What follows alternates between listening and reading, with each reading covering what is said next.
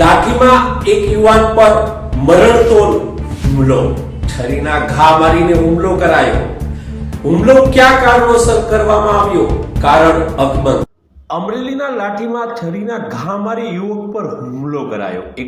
31 વર્ષના પારસ ચંદુભાઈ સેલિયા પર જીવલેણ હુમલો. લાઠી કેરિયા રોડ પર આવેલ પેટ્રોલ પંપ નજીક બેઠા હતા ત્યારે મિત્રે જ આવીને શરીરના ઘા ઝીકી દીધા હોય એવા અહેવાલો મળ્યા.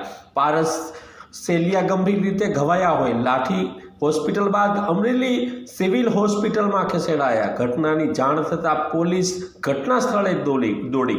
હુમલો કયા કારણોસર થયો? તપાસના ધમધમાટ શરૂ થયા છે.